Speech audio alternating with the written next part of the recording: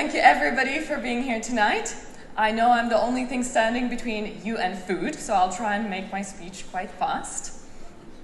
I would love to thank, first of all of the SPVS board members and everybody in the veterinary profession who has supported me and guided me and mentored me throughout my professional career, because I did not think I had the skill set to be in this presidency role, so I wouldn't be standing here without all of you who have mentored me, so thank you very much.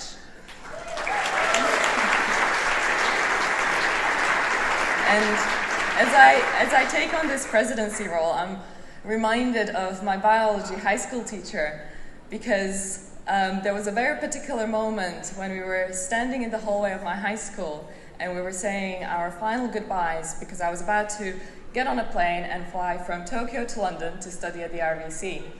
And he said to me, "Silvia, just remember, opportunities are always out there, you just have to grab them." And I've been reflecting on these words ever since, and hopefully I have taken his advice. And a lot of the opportunities that I've grabbed have turned out to be what we call failures, probably most of them, but some of them turned out to be successes. So in this case, what does success look like for us for the next 12 months? Well, SPVS is here to support you as leaders in veterinary practices so that you can have sustainable future and a thriving practice. And so many of you will know, because I've spoken to you throughout the past year as a preparation for my presidency, and I've asked you, how do you think that SPVS and I can help support you and your veterinary practices in the next 1 year? And I had no two answers that were the same. But I did spot a pattern, and that was that everybody was asking to be helped changing something. So whether that was, how can we better utilize our nurses? How can we create jobs so that vets stay in clinical practice for longer? Or another common one was, how can we align our partners so that we can try something new in our practice? And whether you feel that you have a problem you want to change or don't, you're all very valuable parts of that business. And similarly myself, I can't help everybody with all of the changes in the next 12 months. But what I can do is inspire you to embrace change. Because nostalgia isn't the way to go forward into the future. And I'm not saying that we should throw away everything we've been doing up until now, absolutely not. But there's old ways of doing things, and there's dysfunctional ways of doing things.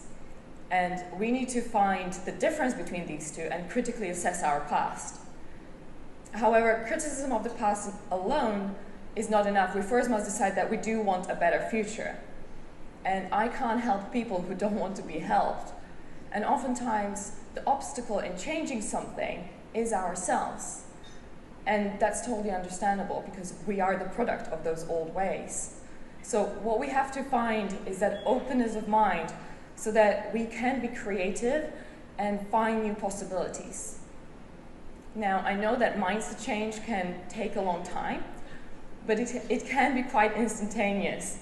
And I'll give you an example. When I was 7 years old, I was having a riding lesson with my instructor's husband, Vlado, who's actually a vet.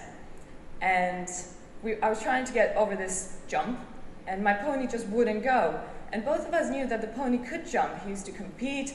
He was actually pretty good. But I was getting really frustrated that I can't get over that jump. And then Vlado said one thing.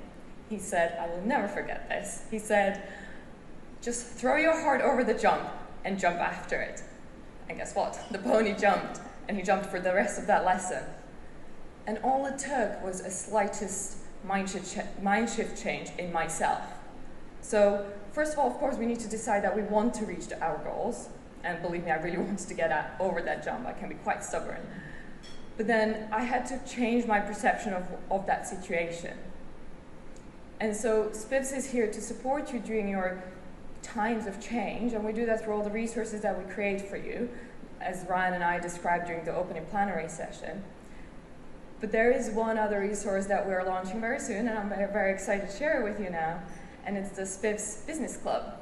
And with this, hopefully we can create a space where you can network, you can share your problems, share your solutions, come up with better ideas, and be more informed so that you can make better decisions. And it's actually described in one of my favorite books, Rebel Ideas by Matthew Syed. If you haven't read it, it's amazing. And there's a piece in there that the collective judgment of 6 people within a given field is 15% more accurate than the judgment of one key person in that field. Like, I think that's really cool. So if there's 6 of us coming together, we'll have 15% better judgment than one key opinion leader.